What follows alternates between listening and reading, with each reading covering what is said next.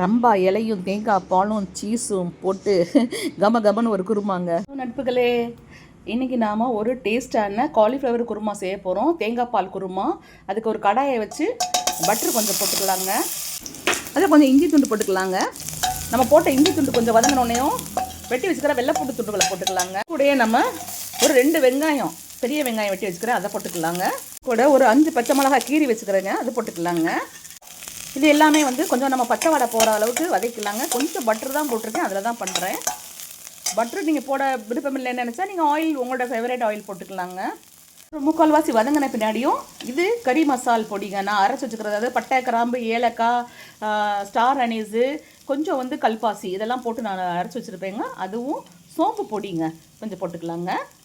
Medium ஃப்ளேமில் வச்சு தாங்க இது பண்ணணும் இது எல்லாத்தையுமே. இந்த ஸ்டேஜில் இப்போ நம்ம வெட்டி வச்சுக்கிற காலிஃப்ளவரு, ஸ்வீட் பொட்டேட்டோ, கேரட்டு போட்டுக்கலாங்க.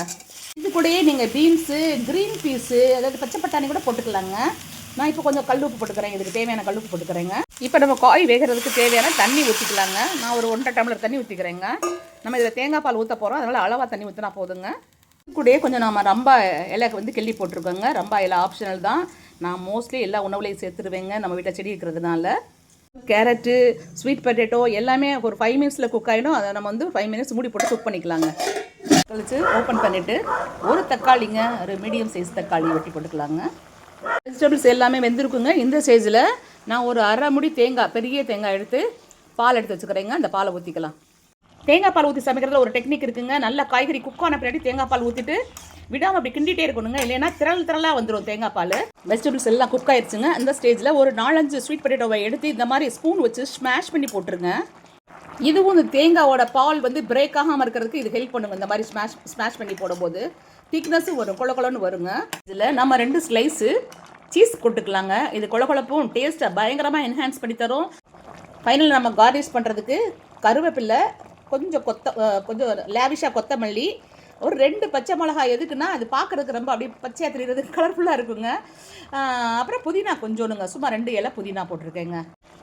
இந்த ஹெல்த்தியான டேஸ்டியான தேங்காய் பால் குருமா சமைச்சு ஒரு வாட்டி சாப்பிட்டு பார்த்தீங்கன்னா அப்புறம் விடவே மாட்டேங்க, அடிக்கடி இதுதான் செய்வீங்க.